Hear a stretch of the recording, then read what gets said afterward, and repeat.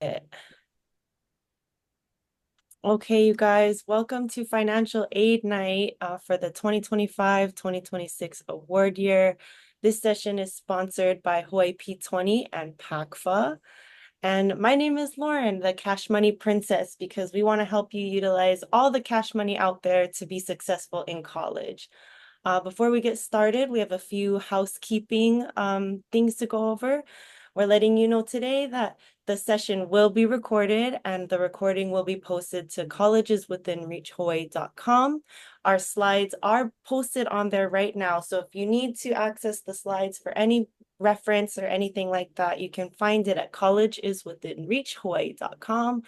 Your cameras, microphones, and chat have been turned off, so please post all your questions to the Q&A during the session.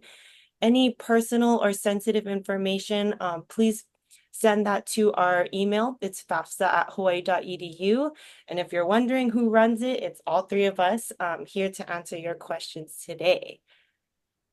And now, for the moment you all have been all waiting for, I have the privilege of introducing the greatest minds of financial aid of our generation. Their knowledge has been known to transcend throughout the state of Hawaii, and they are back by popular demand to deliver a wealth of information to you to receive a college education while accessing millions and millions of dollars to help you pay for college. So without further ado, I present to you your host for tonight's entertaining financial aid presentation, the godfather of financial aid, Mr. Frank Green, and DJ Gusty Gus. Woo, woo. Hey, Yay! And halfway through, wow. we do have a tap dance scheduled for everybody. Wow, that was really, really good. Thank you, Lauren. Wow, I'm usually on the giving end of that, never on the receiving end of that. It's usually acknowledging the greatness of the godfather of financial aid. All right, we're gonna get into this thing called financial aid, and we're gonna start with some definitions. So, what is this thing that we call financial aid? What we want you guys to understand is that these are funds to help students and families pay for educational expenses. Okay. Financial aid consists of a bunch of different types of funding. The first one is grants. Now, these are free monies that are usually really, really easy. They're the low hanging fruit that grants that you can go after to get other people to pay for you to go to school. Probably the most famous grant that you guys know of is probably the Pell Grant. Rhymes with smell. Pell, Pell, Pell. The Pell Grant is what is awarded when you are eligible by completing the free application for federal student aid. So grants are really that low hanging fruit that you want to be accessing to help students pay for college. In addition to grants, there's these things called scholarships. And yes, there are literally millions. And throughout this presentation, as I say millions, I want you guys to say and millions, because there are literally millions And millions. and millions of dollars of scholarship monies out there to help students and families pay for college. We're not just saying this. We are actually living what we are saying. I'm living proof that you can actually fund your entire college education by getting other people to pay for you to go to college. It's a beautiful, beautiful thing to access this thing called scholarships. In addition to that, there are employment opportunities where students can access financial aid and help subsidize the expenses that they have for college through different employment opportunities on campus. Now, we're going to talk a little bit more about this later, but employment opportunities really are a great way to subsidize the financial aid package that a student's getting. And then finally, there's these things called loans. Now, what are the bad things about a loan? Yes, that's right. We need to pay that money back. We're not going to focus too much on loans tonight. The one thing we want you guys to understand about loans is that this money will be available should you need it. So loans should be literally the last monies in to a financial aid package. And this is only to be accessed should your family need it and need that extra bump to help you get through your college expenses. Okay. So grants, scholarships, uh, employment opportunities, and loans. And when we're talking about really fundraising and putting together a package to help pay for this college and university thing, we want to start looking at the different sources of financial aid available. We want to start first with the federal government. Each year the federal government allocates $120 billion in federal aid. It's really staggering the amount of money that is out there. Now, you're not going to receive 120 billion. There's just 120 billion dollars out there. But the federal government can be a sizable source of funding should you be eligible. And you're going to hear this a lot. The way we're going to access federal monies is always through the free application for federal student aid, or the FAFSA. Okay, so the federal government is out there with all this money. In addition to that, there's the state of Hawaii. Now, the state of Hawaii can also be a large source of funding for you. And the idea is that we put these different sources all together to create a financial aid package. Okay, we want to access the monies available through the state of Hawaii. The state of Hawaii literally has millions of dollars to help students to pay for college. However, the state of Hawaii is not very good about sending our students away to go to college in other states, or even other countries for that matter. If you are going to be accessing state of Hawaii money, you are going to be staying in Hawaii at one of the institutions here in the state. So that's really how it goes for the state of Hawaii funding. From there, we want you guys to be looking at the institutions or colleges that you guys are going to be applying to. Many colleges or universities use financial aid as an incentive to attend their college, and you'll be surprised how much monies are available for first-time students entering a university or a college. There are literally millions and millions of dollars out there that the universities themselves prioritize to get students to attend their college and help students defray costs of college.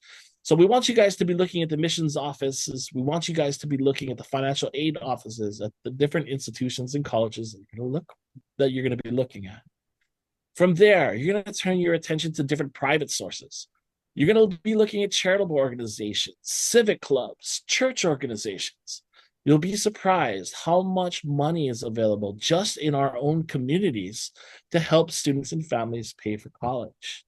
You might be surprised at the different affiliations that parents, grandparents, aunties, and uncles have that make students eligible for different types of funding in the form of employer unions, different types of club organizations. And you'll be surprised that even individual people have scholarship monies out there to help students and families pay for college. So the idea is to take money from all of these sources and put them together to make a financial aid package. Where else do I look? Well, we want you guys to be looking at the financial aid and admissions offices at the institutions that you're going to be applying to. This is where we're going to start this funding search, okay? From there, we want you guys to really make contact with your high school counselor's office. Your high school college counselor's office will have opportunities that are specific for your community and specific for your high school.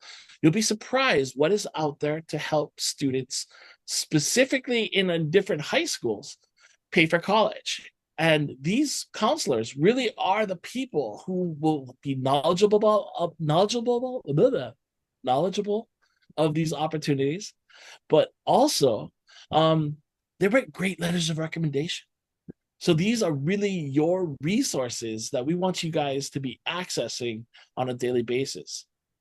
Now, from there, once you've done those first two sources and start to look around the community and the different colleges and universities that you're going to be applying to, you're going to turn your attention to the internet. You're going to Google the word scholarships.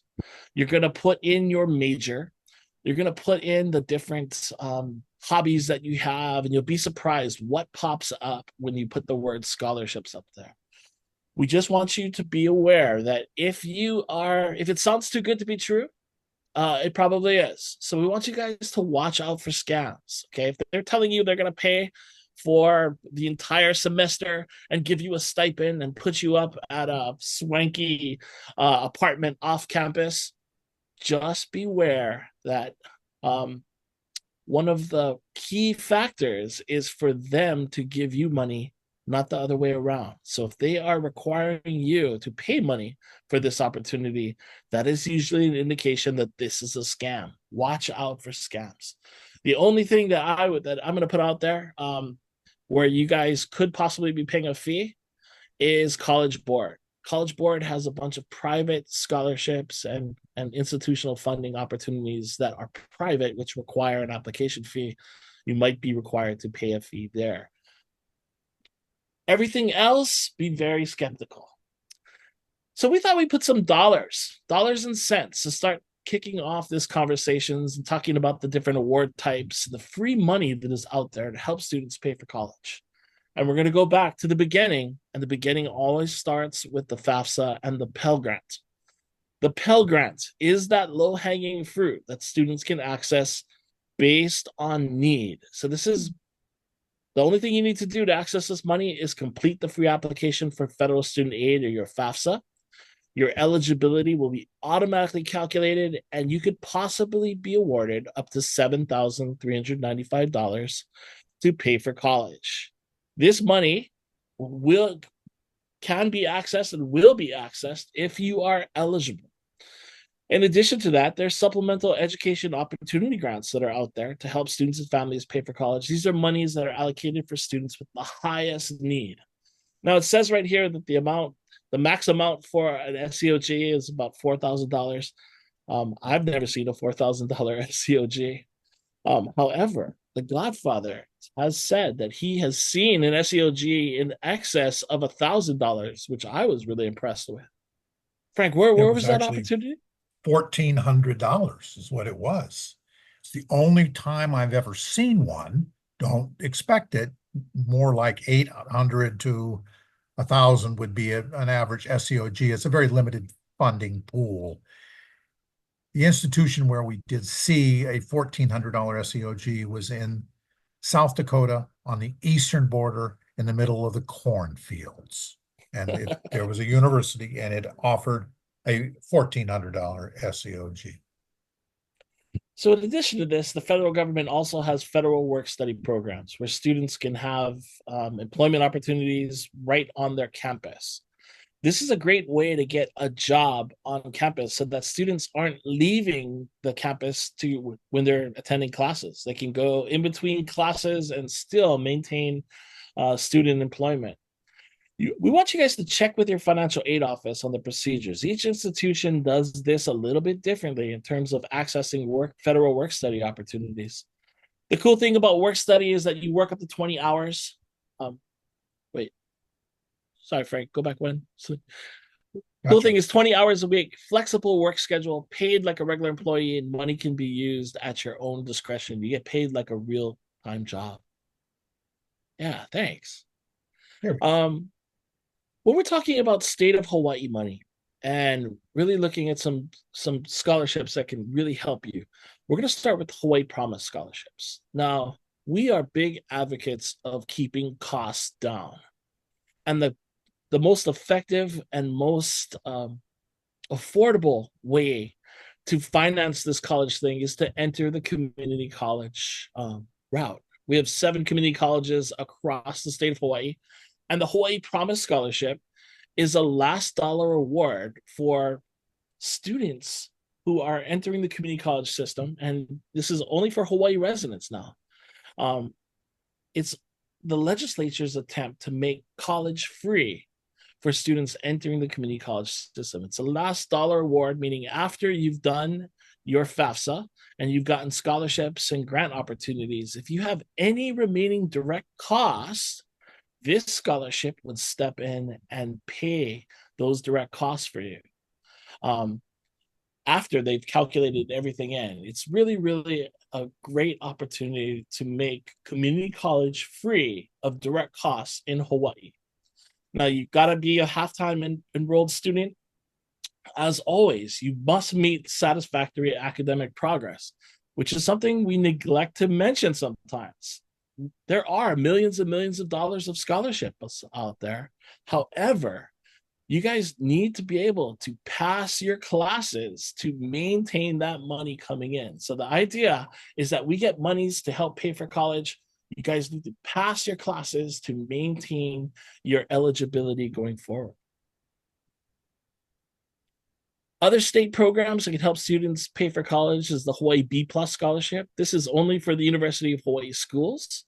Now, the B Plus Scholarship is for students who are graduating from a public high school with a rigorous curriculum and a 3.0 GPA. Now, if you're wondering what a rigorous curriculum is, it's if you're graduating with a diploma. If you're graduating with a diploma, that constitutes a rigorous curriculum for this scholarship. So the only thing you need to do is have a 3.0. Make sure your transcripts get sent to the financial aid office that you're attending, and you have financial need, you could get additional monies called the Hawaii B Plus Scholarship to help students pay for college. Remember, transcripts aren't required in the community college system. So you guys are going to have to make sure that your transcripts make it to the financial aid office so that you can be awarded this special opportunity. In addition to that, the UH system website, www.hawaii.edu/tuition/scholarships, has a whole list of different scholarships to help students pay for college from the state of Hawaii. It's really, really a great site to start looking, and if you're going to be staying home and entering one of the 10 campuses of the University of Hawaii system. In addition to that, there's this thing called WUI, or the Western Undergraduate Exchange Program. Now, this isn't technically a scholarship, although I have seen it exercised as a scholarship. This is more of a tuition deferment or a tuition adjustment or a reduced rate tuition. But basically what this is governors of the Western states got together and said, hey, you guys take care of my students, we'll take care of your students. So WUI is definitely applied to students coming to the University of Hawaii system. And if you're thinking about going away to school, this is a great way to keep costs low by accessing one of these public institutions across the western side of the United States. You'd be surprised what is out there and what institutions are participating with this program. The application process varies by college, so we want you guys to just take a look at it. But if you're wondering what colleges and universities are participating for WUI, there's a list here that you guys can take a look at. www.wichi.edu/tuition-savings/WUI is that website. And there's a complete list of the colleges and universities that are participating with this program.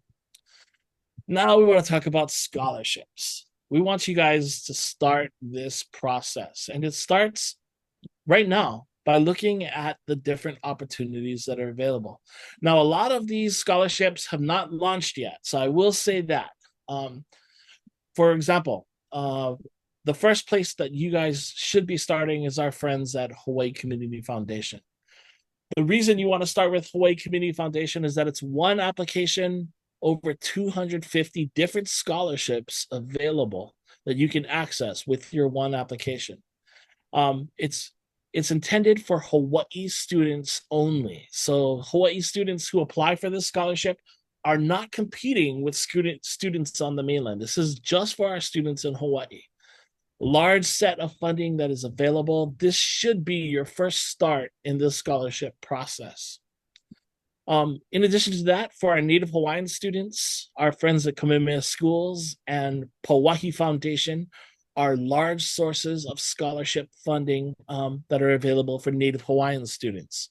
And you'll be surprised the millions of dollars that are available just for being a Native Hawaiian student. The idea is to access all of these opportunities, to put them together with the federal monies and the state monies that are out there. From there, we want you guys to be looking across the country and in the different communities for the different scholarships that are out there. Sallie Mae will be your next stop. Sallie Mae will allow you to create a national profile where you guys can do a scholarship search to look at different opportunities that you might be eligible for. Now, the cool thing about creating a profile is that they allow you to put in things like your hobbies. They allow you to put in things like your leadership opportunities and your community service, and create a full functioning profile that links you to the different types of scholarships and financial aid opportunities that are across the country. So that should be your next step. From there, finaid.org is another search engine that I utilize actually to get different pots of community funding. You'll be surprised how different the funding sources can be when you compare Sally Mae and finaid.org.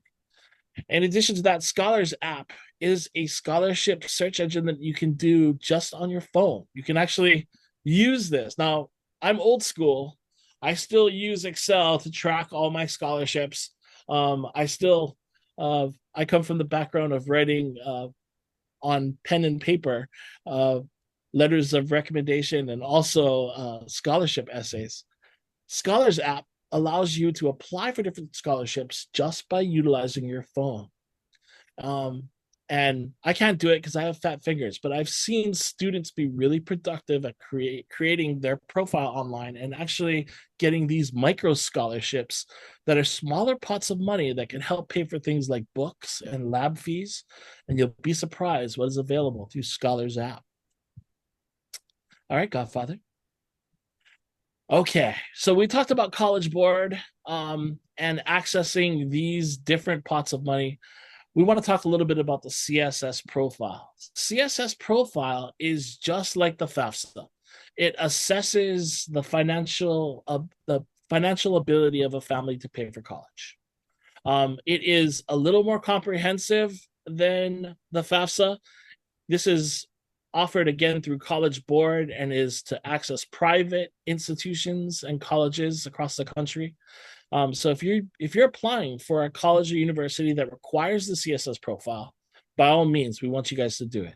Okay, if you're applying for a scholarship that is using the CSS profile to assess your family's ability to pay for college, by all means, do the CSS profile. If you're not accessing a specific opportunity, there really is no need to do this application. Okay, it's a little more intense than the FAFSA. It can be done. You're going to have to take a little bit more time and provide a little bit more information. For example, this application will ask you not only what you made last year in 2023, it'll ask you what you're making now in 2024. And then it asks you to speculate what you think you'll be making in 2025. So very, very different, but it can be a place to access different private scholarships. So we want you guys to be aware of the CSS profile access through College Board. And I think this is probably a good point. We're about to jump right into the FAFSA. But before we jump in there, we want to check back with all of you and see what sort of questions you may have. We've got lots of good information. This is kind of what we think you need to know now, but it's your questions that are more important than anything we're having to present. So I know you can't speak because it's a webinar and the microphones have been shut off, but give us the questions in the Q&A and we'll try and get those answered right away. Hey, that's a good sign. I was so thorough in my examination, Dave. You didn't There's leave no room for questions in the Q&A. questions. Yeah. Gosh. Well, I'm going to go ahead and get you started on the FAFSA. We'll take a look at what the application looks like. We will pause through the FAFSA as well. So if you do have questions as we're going through, again, use the Q&A and we'll take it from there. All right. Why are you going to do the FAFSA? Remember, FAFSA is the free application for federal student aid. I think the shortest, simplest, easiest answer I can give you is because we told you so. It begins the financial aid process. It's not the only form you're going to fill out. It's not the only document you're going to sign, but it is generally what you're going to start the entire financial aid application process.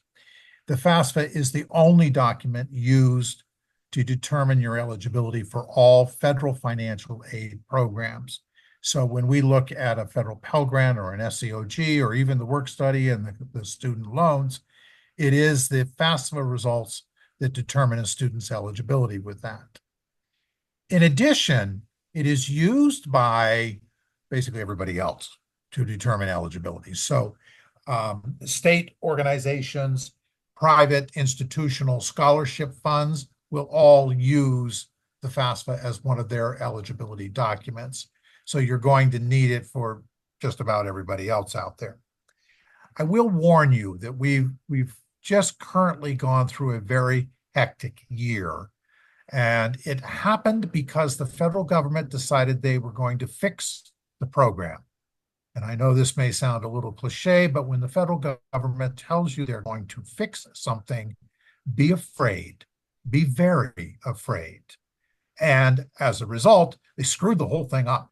It has been a miserable year, and it's not been the students' or parents' fault. It's been the application, which was a disaster. They're getting better. They're fixing a lot of stuff, but we'll have to wait and see. We haven't seen 25, 26 yet. We know it's not going to be terribly different. I'm bringing this up because many of the scholarship organizations have had to make adjustments, whereas they may have required the FAFSA 2 years ago. Last year, we didn't get active FAFSAs until around March or April, and scholarships generally close around the 1st of March. It was too late, so they had to come up with alternative documentation or methods of determining a student's need and eligibility. We'll see how this year goes. So again, it is used by literally everybody as at least one of the documents to determine a student's eligibility. When do you file the FAFSA? As soon as you can. Do it early. This is just getting to be embarrassing. It should have been October 1st. It was going to be October 1st. Now it's not going to be October 1st. The federal government has come out, or the department has come out and told us they are shooting for December 1st. It was theoretically a trade-off. The industry, the financial aid offices at the institutions, we felt it was more important to have a functioning FAFSA that worked, as well as all of the other programs that go along with it, like corrections and processing. We wanted to have those things up and running at the same time. And if that meant delaying the release of the FAFSA, then we were going to go ahead and suck it up. And that's what we're going to do. This year, nothing worked at the same time. So students would finish one thing and then have to wait 3 months before they could make a correction or fix something. It wasn't a nice environment. We are now expecting it to open on December 1st, but I think it's going to be earlier. Not a lot, but I'm thinking we're going to see it open come November.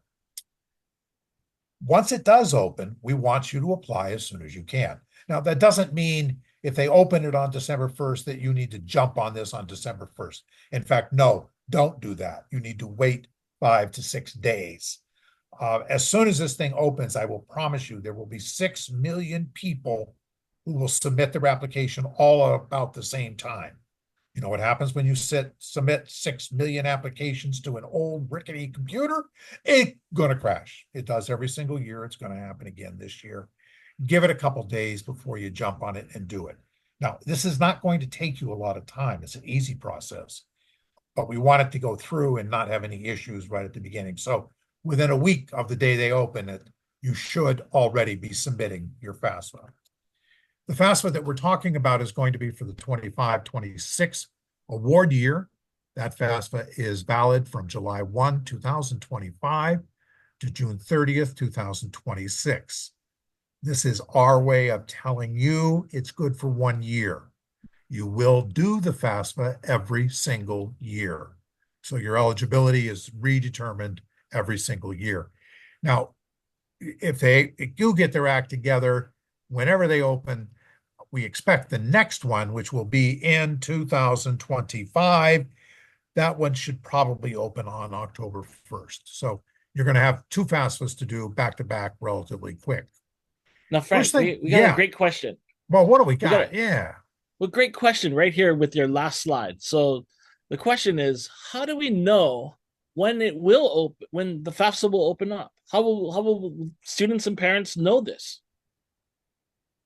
There will be a fireworks show off of Waikiki Beach, and we will broadcast that to the whole island. It will make headline press. You will get notification from us. Now that you've attended these workshops, we will be in communication with you with any updates that we know. So if nothing else, you can expect an email from us that will let you know that it has opened. Your high school, college, and career counselors will also be notifying students. So students pay attention to their communications. They will also be letting you know that it's open and time to get on it and start working on it. And we're also going to be posting alerts on our social media platforms, and then also through our websites, colleges within reach, hawaii.com and pacfa.org, to alert students and families. Very good, Excellent Godfather. Back to question. you. All righty. First thing you got to do, folks, and this is student and parent, you need to get what's called an FSA ID. This is basically creating a FAFSA account, if you will. I think they're going to start calling it that pretty soon. But for right now, it's an FSA ID. This will serve as your electronic signature, and you will need it to do everything federal financial aid. So you'll start applications, you'll sign applications, you'll change applications, you'll submit loan applications, whatever it is, if it's federal financial aid, you will need the FSA ID to make that happen. Of concern right now is that's what you're going to need in order to start the FAFSA. It takes about 3 days, 3 to 4 days, in order for the FSA ID to become valid. What happens is you enter your information, which includes your name, date of birth, social security number. It will then take that information, hook up with Social Security's computer to verify that you are, in fact, who you say you are. Until it is verified and matches Social Security's computer, you could type it in and you could get in and you could actually start a FAFSA. You'll screw it up big time. It's not valid. So it's not an active FSA ID until it clears. Now, I'm going off on this because this means we want you to do it now if you are a senior. This is not something we want you to wait. We want you to be ready once they open the FAFSA, and you can't be ready until your FSA ID has matched. That will give us plenty of time to fix something if it doesn't go through for you. So who needs an account? Well, we'll make it as easy as we can tonight. Every student will need their own account, own unique account. Most of our students will have at least one parent that will need an FSA ID. And the questions we generally go through to determine this, are you married to your spouse? Do you live in the same household as the student? Did you file a joint tax return for 2023? If that's a yes, yes, yes, then only one parent needs to have an FSA ID. If the taxes were filed separately, at that point, both parents are going to have to need an FSA ID and will need to log on to do their part on the student's FAFSA application. In the case of divorce or separation, it's only going to be one parent. Which parent? It's going to be the parent who provided the greatest amount of support for the student in the previous 12 months. No, I'm not going to define for you what support is. You're going to tell us, and we're going to believe you. That's how the law reads. Once you've determined which parent did provide the greater support in the past 20 or 12 months, then the question becomes, has that parent remarried? If that parent has remarried, then we will need the step parent's information as well. I know you may not like it, but too bad. It doesn't matter what kind of legal documents you've got for the marriage. FAFSA is going to require all step-parent information. They are looking for household income as opposed to individual. If you have any questions about getting an FSA ID and who needs it, please contact us and we'll walk you through it. And we can address your specific situation and make sure that you know where to go and which one is going to get an ID.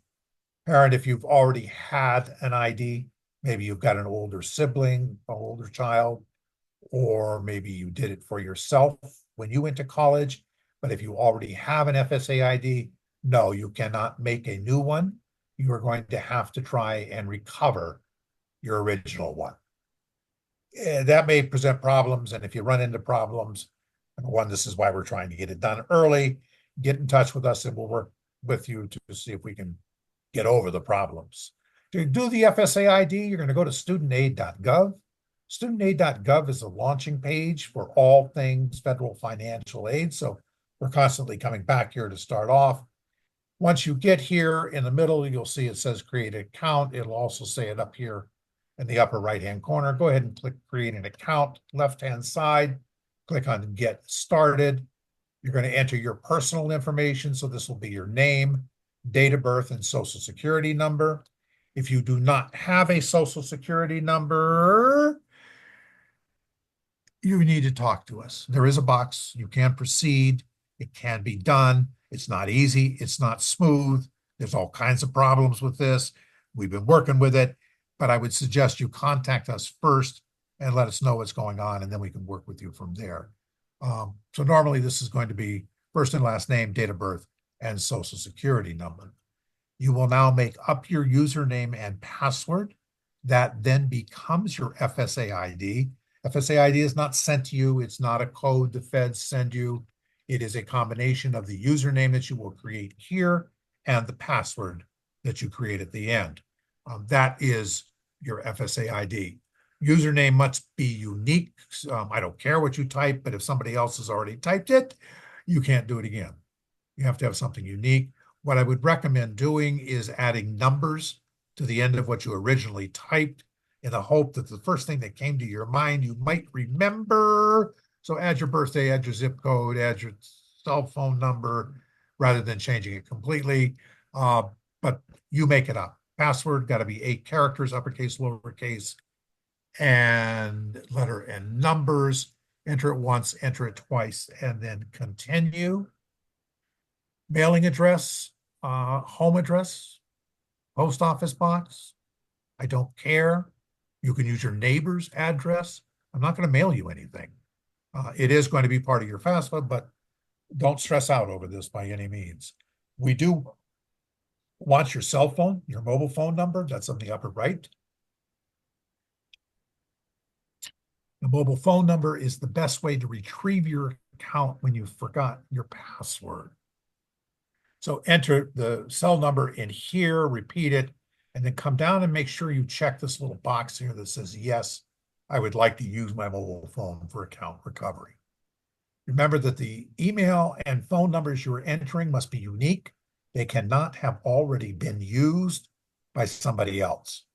A lot of times, and we're still dealing with this, but we get students whose older brother or somebody maybe have used their cell phone number when they made it, and now the student can't make it because they don't have the cell number. You get the idea. Anyway, it's got to be unique setting.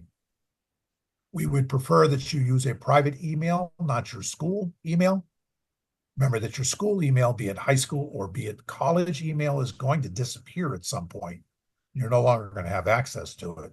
I would rather you go out and make a free account, Google, Yahoo, Hotmail, whoever makes free email accounts, and use that so that you have continued access. This next page does not require any input from you. You can just go ahead and click continue. And these are the challenge questions. You know the routine. There's 4 questions. Pick a question. Give me an answer. I don't care what your question is. I don't care what your answer is. You cannot use the same answer for all 4 questions. I tried that. It didn't work. That's my easy way of getting through these things. You may want to take a picture of these as you do it because you're never going to remember what answer you had. So hopefully you never have to use these. We're going to verify your cell phone and verify your email. Go ahead and click on the top one that says verify my mobile phone. You'll get a text message. In the text message will be a 6-digit code. Enter the code here, and then bottom right-hand corner, click on verify. Do the same thing with your email. You'll get an email code. Click on verify. Just so you know, the text message is 5 seconds. You can count it. The email is not. The email is 1-2 minutes. So don't get impatient. We'll let it come. It will get there. This is a recap of everything you entered. You can check it, make any last-minute corrections if you need to, and you're done. Go ahead, click return to studentaid.gov, And you're back to the home screen that we've got here. We're going to go ahead and start the FAFSA from this point. So applying for aid at the top, complete the FAFSA form. This is what it will take you to. Now, I am showing you 24, 25. Two things here. One, we have not seen 25, 26 yet. However, we've been told by the federal department that it will not change much from 24, 25. Should be the same.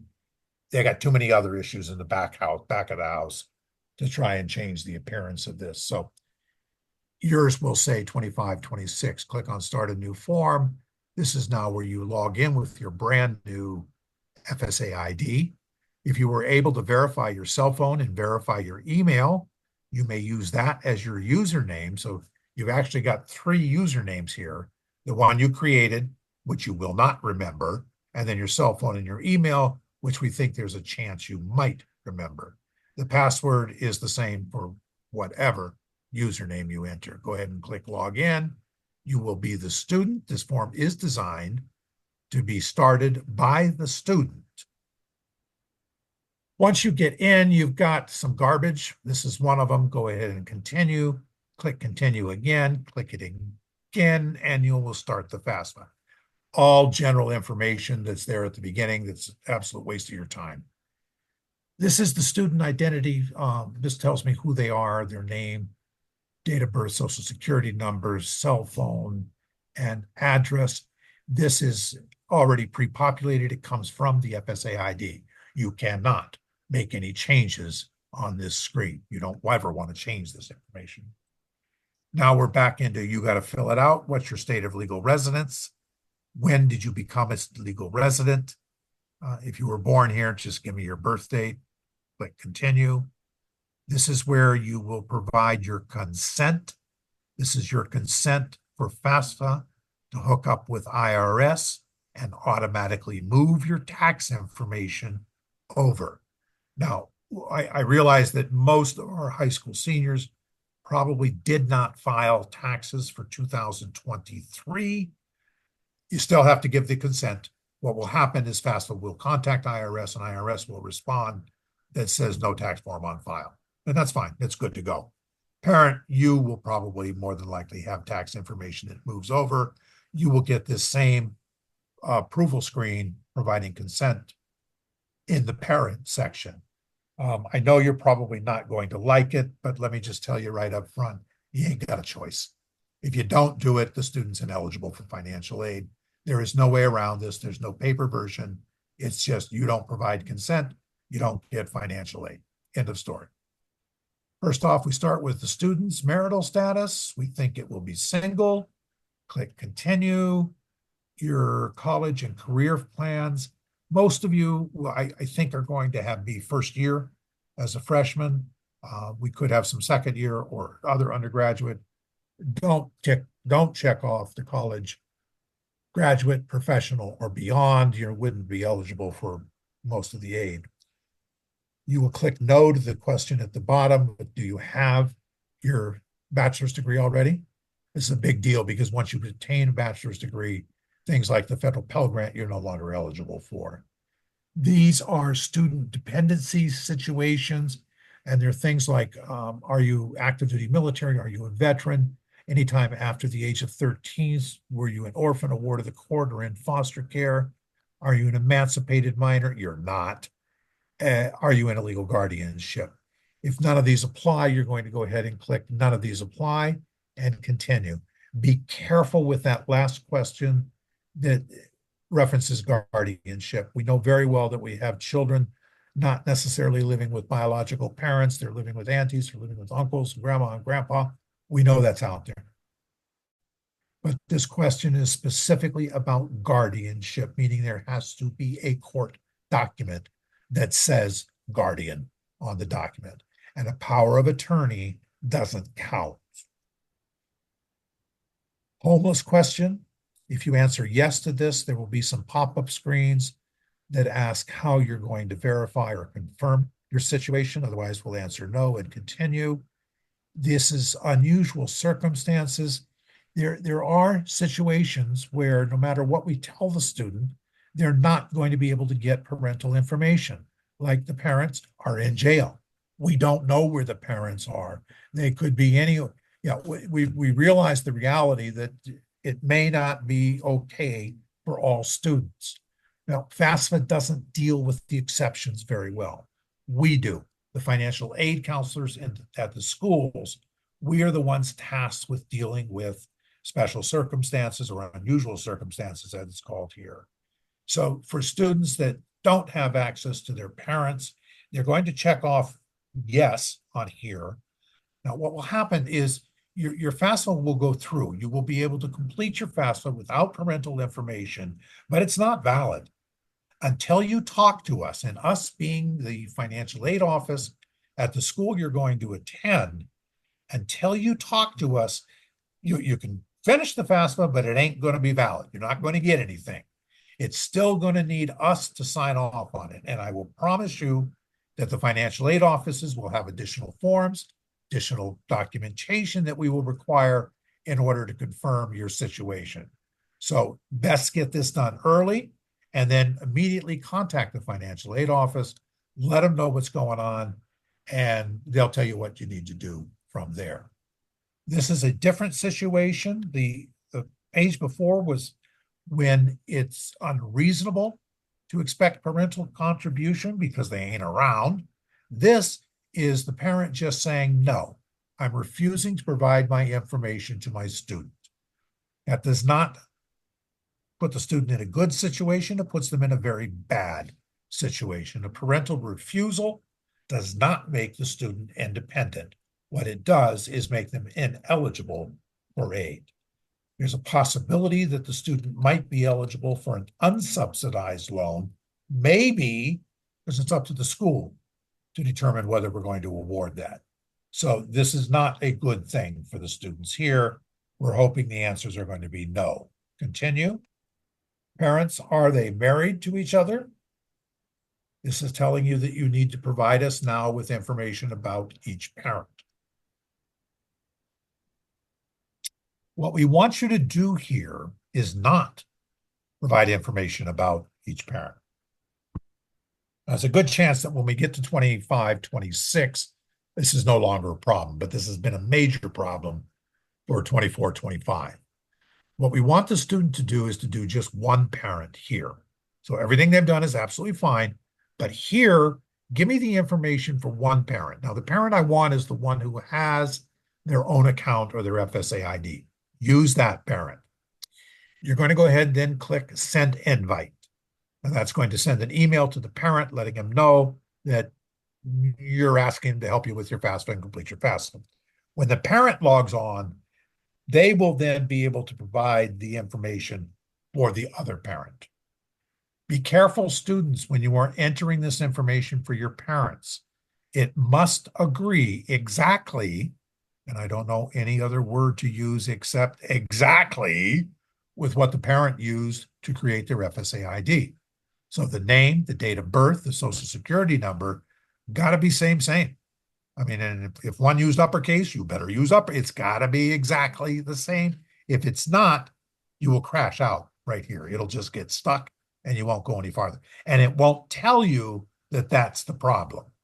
That's when you contact us. We'll tell you that's the problem. We'll fix it, and then you can move on. Again, this parent, the first parent we enter, will then be able to enter the second parent or other parents' information.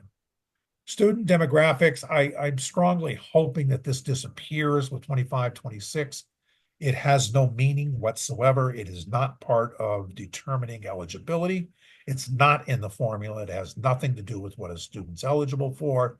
Schools will never see this information. The department doesn't see this information.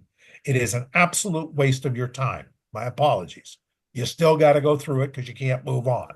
You can go ahead and check off prefer not to answer on each of these questions. There's like 4 questions. You can answer the question should you believe so feel, or you can make it up and move on. I don't care. It's a waste of your time. Answer something, click continue, same thing, do it again, click continue, do it again, click continue, and now you're back into the FAFSA. Now it's serious. and you got to pay attention. Citizenship status, yes, you are a U.S. citizen or national. No, but you are an eligible non-citizen. If you're an eligible non-citizen, or if you click that second option here, a box will open up underneath asking for your A number, which is on the front of your green card, unless you are one of our Pacific Island students, Palau, FSM, Marshall Islands. That gets a little trickier, and I would suggest you contact us before you go any farther because you don't have an A number and we want it not to ask you, but we know how to do that. The third option is that you are not a U.S. citizen, nor are you an eligible non-citizen. And I'm sorry, but you are not at this point eligible for federal financial aid. Go ahead and click continue. Whoops. Parents' educational status. Did either of the parents attend college? Give me yes or no. Do not answer, don't know. That's a bad answer. So figure it out one way or the other. Ask mom and dad. Give me a yes or no. Parent killed in the line of duty. I expect that to be no. Student, what is your, or what will be your high school completion status? For most of you, you will be obtaining a high school diploma, though many of you may be receiving GED or also be homeschooled. This is specifically asking about a student's high school completion. I don't know what none of the above means. Please do not answer none of the above. I will promise you if you do, the financial aid office at your school will contact you and tell you to change that because that doesn't help us at all. That doesn't show that you completed high school. Click continue. I want to know what your high school was. So you go ahead and enter the state. You're probably going to want to enter the city, and you can actually enter 2 or 3 letters of the college, and it may just bring it right up. Otherwise, just click search. Once you do that, it'll bring up a list. When you get in the list, check the little O next to your high school and then continue. It will then add it to your FAFSA looking like this. Continue. Student finances. Now remember, not a lot of IRS questions on here. We got a couple, but most of it would be transferred automatically from the IRS, and it won't be shown, just so you know. So parents, you too, when we move your tax information over, it's secret and it doesn't get shown. The only people who can see it is the financial aid office. Amount of college grants, scholarships, blah, blah, reported to IRS, give me a 0. And I do not expect to see anything in the foreign earned income. So 0 there as well. So 0, 0 on these two. We'll move on. Student assets, how much money you got in the bank on a bad day? This is your checking account, your savings account. We know this goes up and down. If you're working on payday, you get plenty of money because you put your paycheck in. But once you pay the bills, get some gas in your car, you're broke. Give me the broke number is what I'm looking for here. We know it does fluctuate. Net worth of business or farm, and then your net worth of any investments.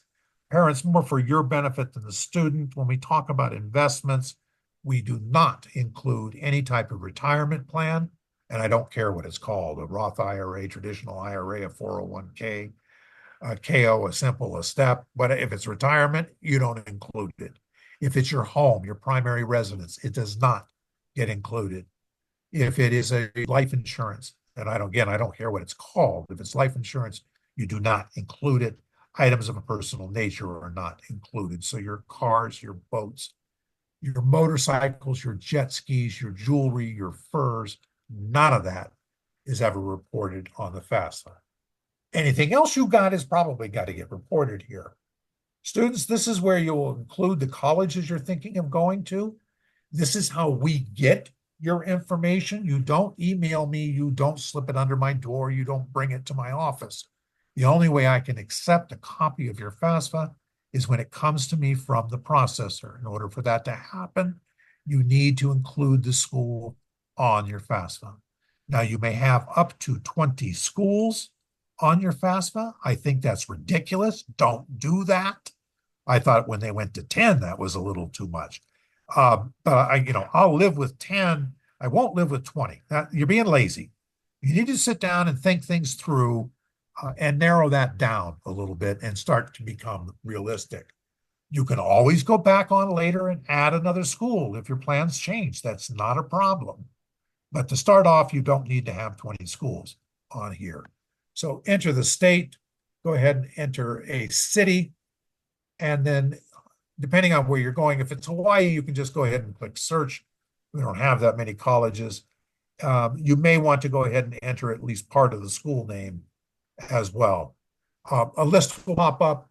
Go ahead and click on select next to the colleges you're interested.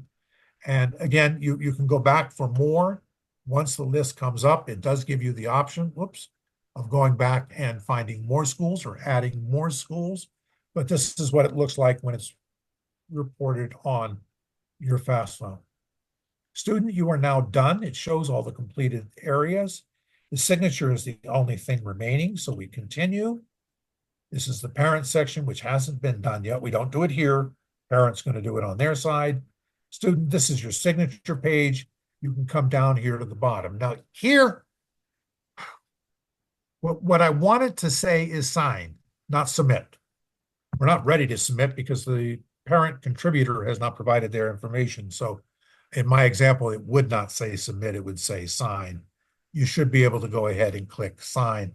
If it does for some reason say submit, skip this point, move on, and let's go get the parents done first. So once the student has done, it explains that you're getting close, you finished your section. We just need the parents to add in now. So DJ, I'm going to pause here and see if we've got any questions we can catch up on. Yeah, we got some really great questions in the queue. All right. Let's see. When do we find out the results of the FAFSA? And I thought, given last year, this is a great question, Godfather. It's absolutely spectacular question. It should be 3 days, you guys. It really should. Once you submit it, it should get processed within 3 days, and the student would receive what's called their FAFSA submission summary, which is a recap of a processed FAFSA. Now, remember, only the student's going to get that. Once this application is submitted, your student is now protected by the Federal Educational Right to Privacy Act, FERPA, which means parents, we can no longer provide you with any information about your student's situation. So make nice with your kids and then ask them what's going on, what happened. But about 3 days. Now, when you get the results of the FAFSA, that's not telling you what you're going to get. That comes from the school, and that's not going to happen until months after your FAFSA is submitted. And I'm talking February, March is when you will get the award notification from the schools if everything is working okay. Okay.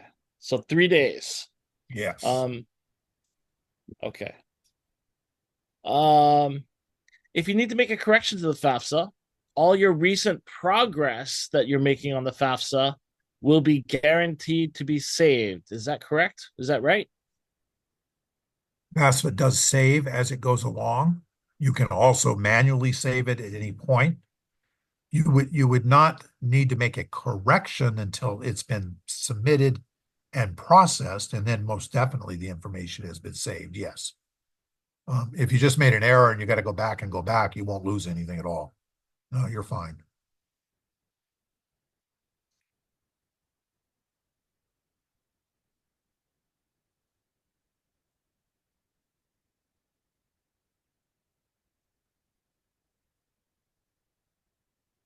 What else we got there? We have one other question. If you need to make a oh, sorry.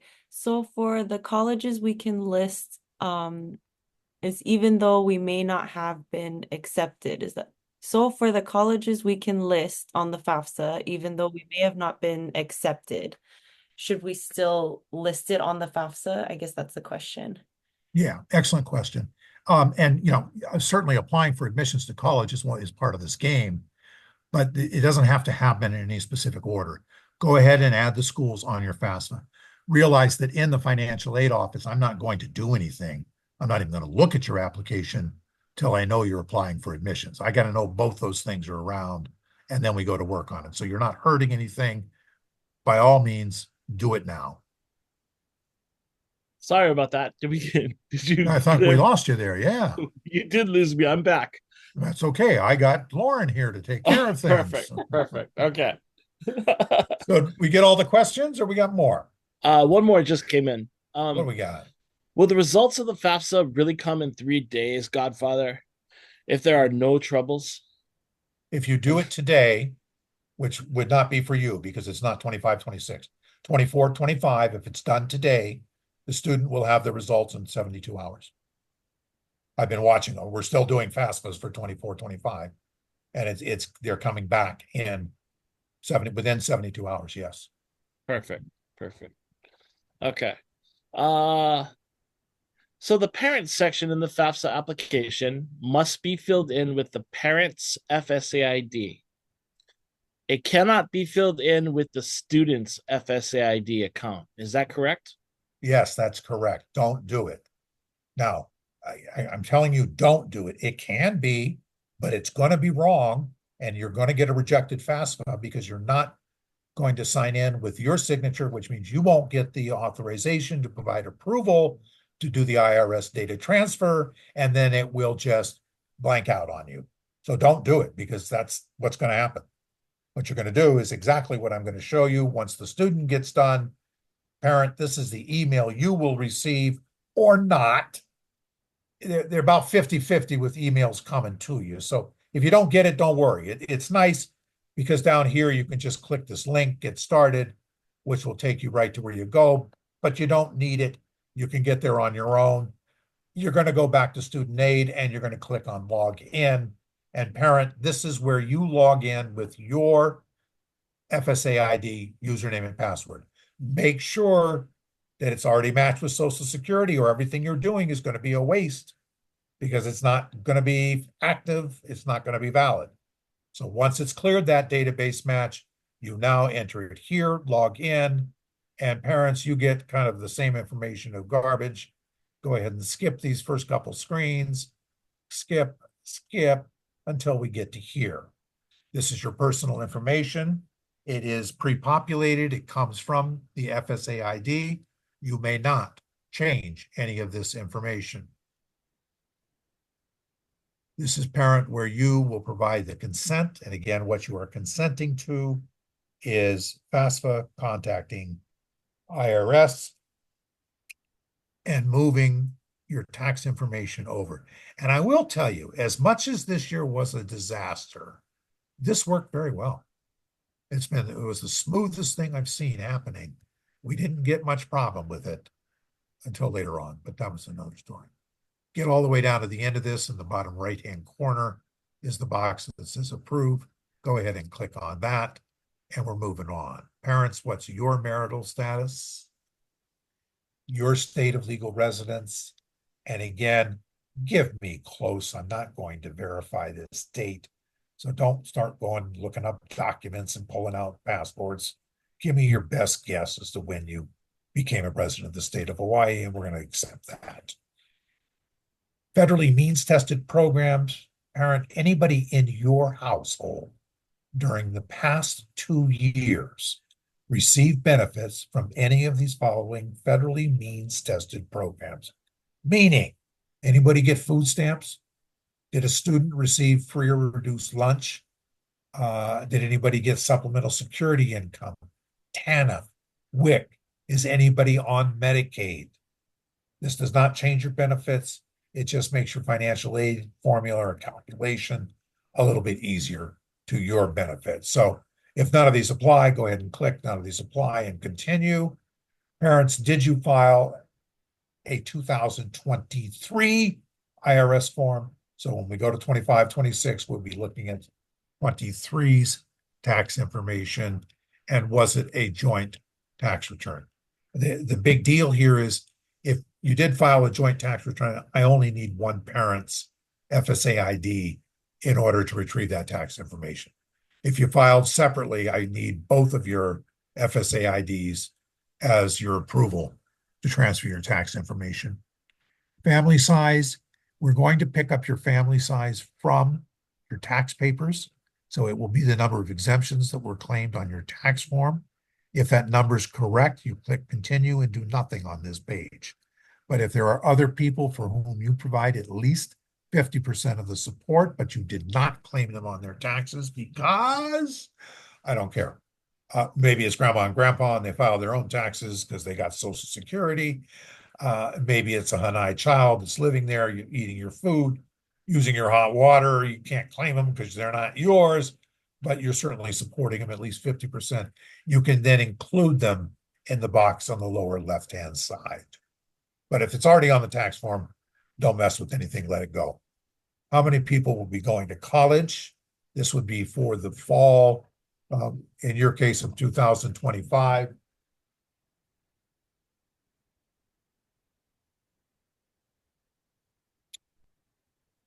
Parents, your tax questions, again, straight and simple, straightforward.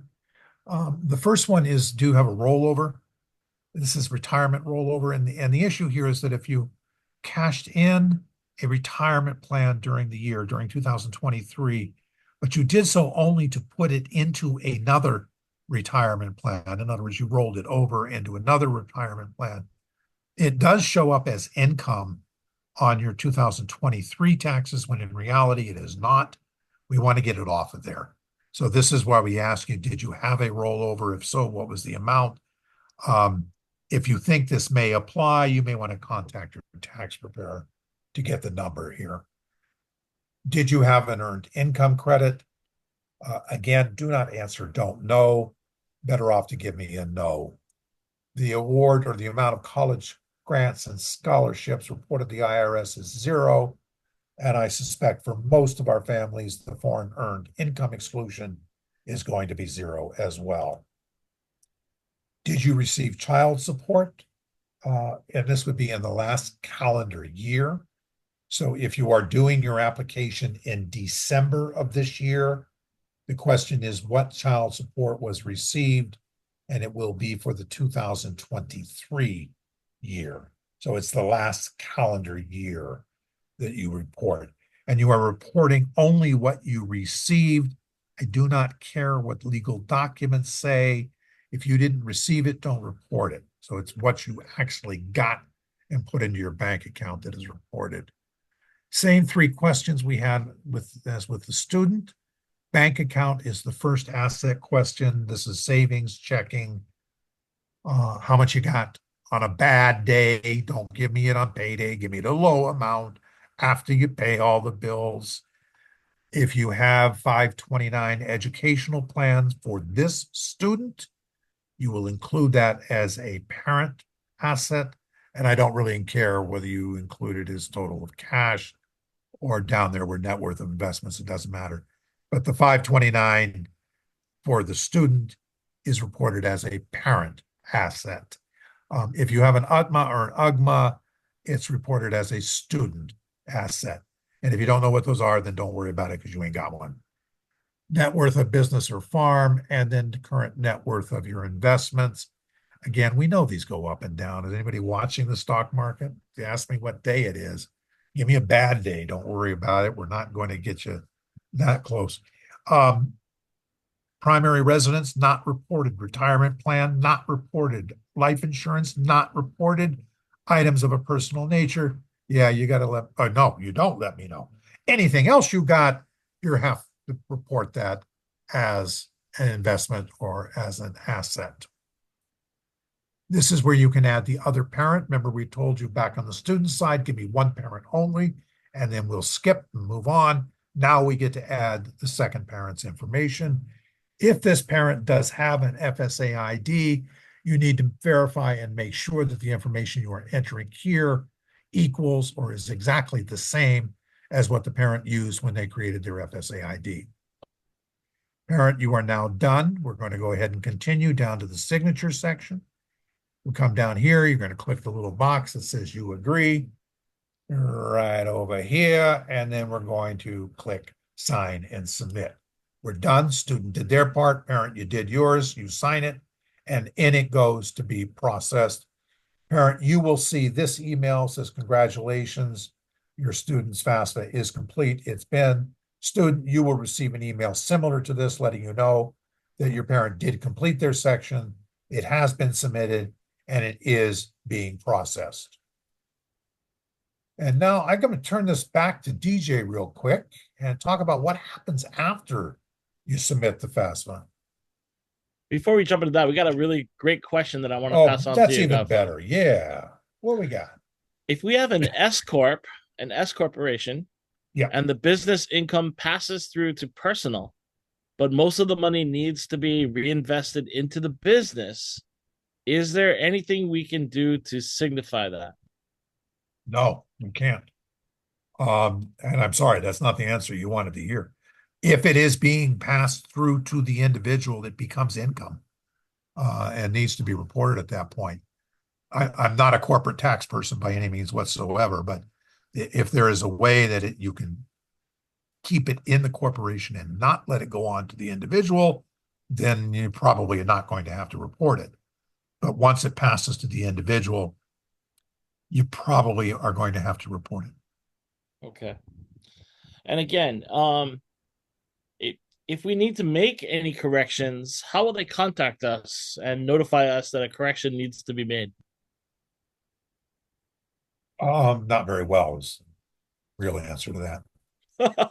Once the student submits the FAFSA and they receive their what's called a FAFSA submission summary, FSS, that's the result once it's been processed. We encourage the student immediately, and again, by immediately, this is like 3-4 days after they submit it. Log back on and go view your FSS. The very first page of that, which is general eligibility, will tell you if there's something that needs your attention. If there's something wrong and you need to fix it, it's going to tell you right there. And don't freak out over that. That's okay.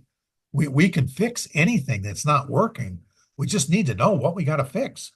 So we strongly encourage students to go check their FSS as soon as they can. That's how you're going to know if you need to change it. Yes. Ladies and gentlemen, that is the standard financial aid answer, which means it really depends. In fact, we can answer all of these questions. It It depends. depends. Yep. One last question. If I have an investment property which still has a mortgage, is it considered an asset of the property value or a difference between the value and the balance? Net value is what I want. So take the property value, the appraised value of the property, minus any debt. So whether it's a mortgage, HELOC, any type of debt that's out against that property, subtract it, and then the net amount is what you're reporting. If that property is owned by you and your brother and your sister, so all three of you own it, then you do that whole net property value calculation and divide it by 3 and report only your share. This one gets a little funky because chances are you're not going to sell that property in order to pay for the college education. I'm sure there's other purposes for it, but you still got to report it as an asset. All right, this is what happens after I file the FAFSA.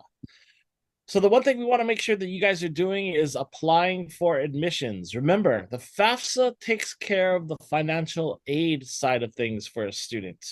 The student still needs to be accepted into the college or university that the student wants to attend.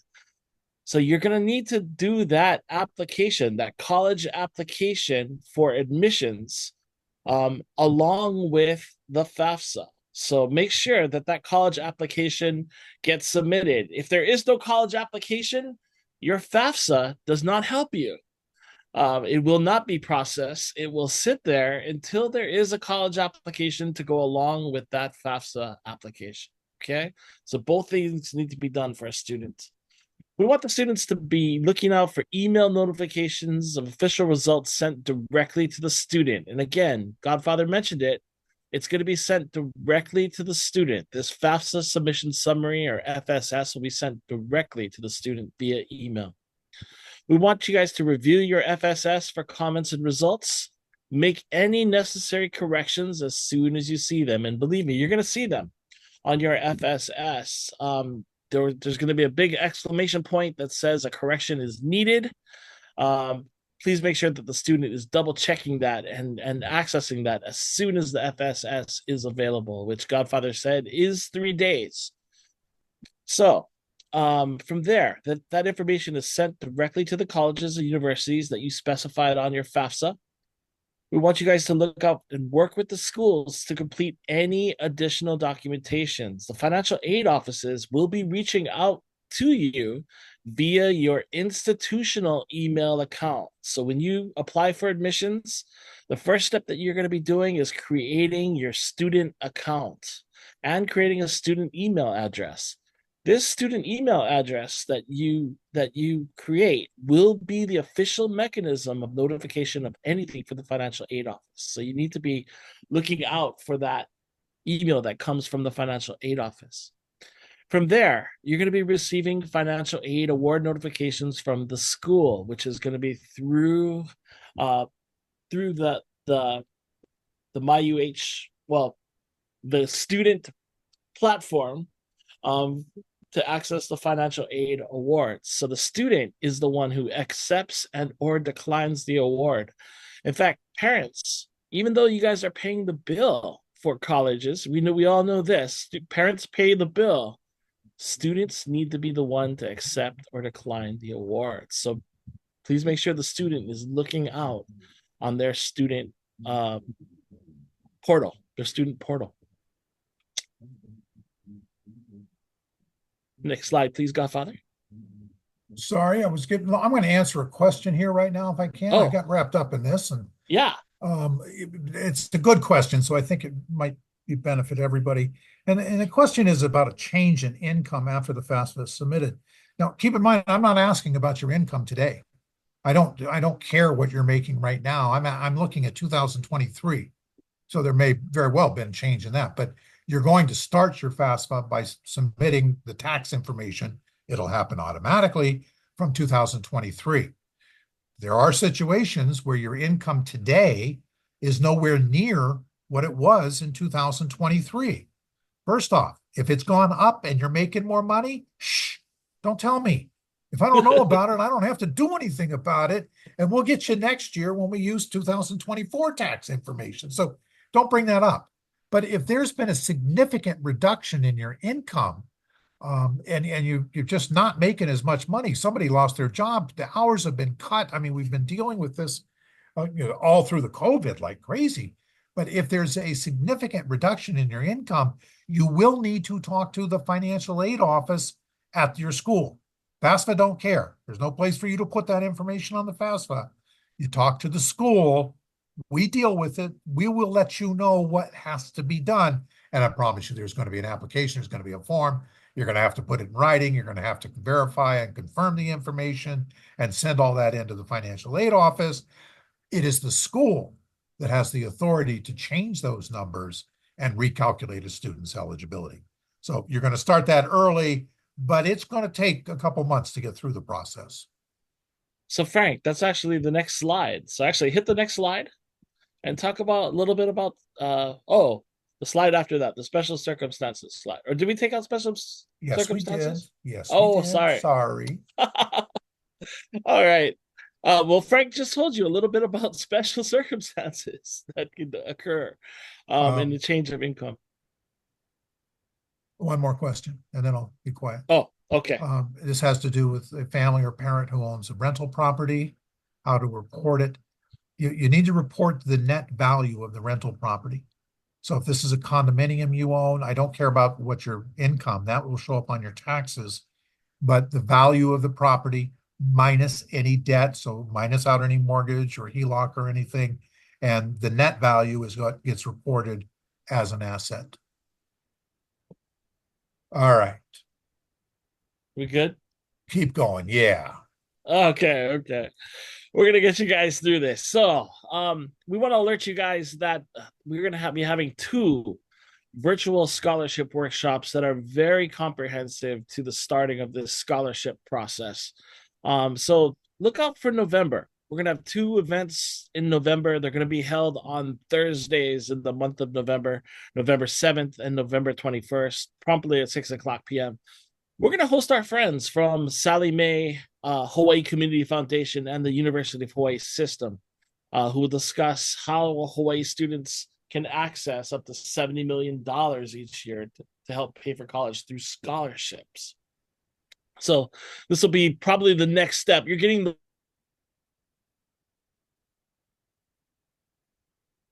These are excellent, excellent workshops, unlike DJ Gusty Gus's internet connection. We strongly recommend you attend these. The two big ones, the Hawaii Community Foundation and the UH Foundation, will be there to present their scholarships. So this is where we'll get the dates they're going to open, when they'll close it, when you have to get the applications in. Sally Mae comes and teaches you all about using search engines so the students can check out scholarships across the mainland. Lots of really, really good information. Oops.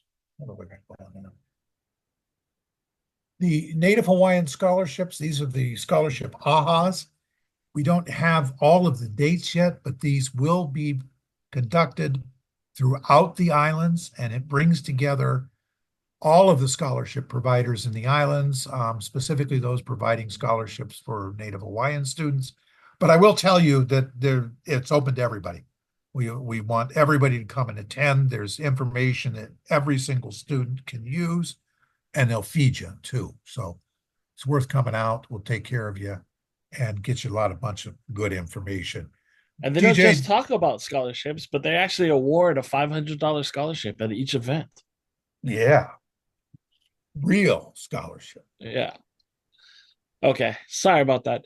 I'm back. So the presentation slides and a copy of this presentation will be available at pacfa.org and our website, collegeswithinreachhawaii.com. Give us a couple days. We are, the presentation slides should be up now. But this recording of this presentation will be uploaded very soon. Okay. And with that said, we want to thank you all for attending our financial aid night. Here's some ways that you guys can get in touch with us. First of all, you guys can email fafsa@hawaii.edu at any time to ask any follow-up financial aid questions. If you're in the shower tonight and you're like, heck, I should ask Godfather about who does the FAFSA or who should be completing the FAFSA, feel free to email us at fafsa@hawaii.edu. If you would like to call us and have a phone conversation with us, you can reach the Godfather of Financial Aid or myself, DJ Gusty Gus, by calling the FAFSA Hawaii hotline. That number is 808-842-2540. Again, 808-842-2540. This is a hotline that is available that's been set up to answer your questions directly and to get the assistance you'll need should there be any problems with the FAFSA. Now, we are very much in a holding pattern right now, waiting for the FAFSA to go live. So this FAFSA Hawaii hotline is available right now just by you guys leaving a message. Go ahead and leave a message. We'll give you a call back. It will be going live once the FAFSA opens, and you will be able to reach a live person when that starts up.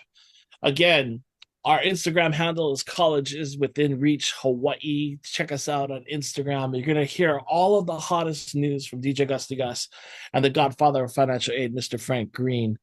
Check out our Facebook with Gear Up Hawaii. We have a lot of great stuff that we'll be sharing, and probably you're going to get the news about the opening of the FAFSA through Instagram or Facebook before you even receive an email for us. So that really is the most up-to-date way to get the news that is breaking about financial aid across the state of Hawaii. Again, we want to acknowledge the great work of the Pacific Financial Aid Association and Hawaii P20 for this special presentation. And we're here to take any last questions that you guys might have. So I'll turn it back over to the Q&A section. Feel free to write into us any questions that you guys might have. And thank you so much for the applause and the love. We're seeing it go across our screen, so we appreciate that. Lots of great applause, Godfather. You did such a great job tonight. Wonderful. Happy to help. Folks, that does conclude our presentation. So if you have no more questions, go have dinner.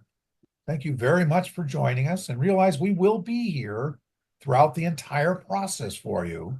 As DJ mentioned, either the FAFSA at hawaii.edu or at our hotline, but we are there to answer your questions.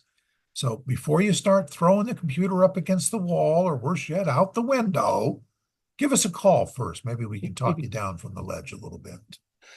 Frank, we got a question that just popped in about what do we got? What is the maximum money that I can get through the FAFSA? So just through the FAFSA, What is the maximum amount of money I can get? It's almost corny to say it. It depends is the answer to that. And I'm going to give you two things. One, we don't even know what the awards are going to be for next year. The numbers we gave you tonight are the current awards. Awards are established by Congress every single year. This is an election year.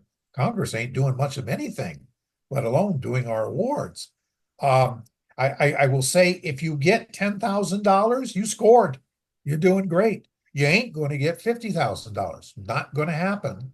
And I think most students, well, I 10,000 would be considered one of the bestest of the best awards type of thing through the FAFSA alone. So, And we mentioned the federal government gives away billions of dollars in aid, but they have over 20 million applications for that money too. So it is all still a limited pool. okay, and the max awarded for the Pell Grant Godfather was what again? 73.95 today. Um, I think we're going to be very close to that. I don't think it will go down, but it wouldn't surprise me for 25, 26 if they leave it at 73.95. Okay, awesome. All right, I don't see any other questions. So, with that said, on behalf of the Godfather of Financial Aid, Mr. Frank Green, and the Cash Money Princess, Lauren Fruto, I am DJ Gusty Gus. Aloha. Aloha, everybody. Good night.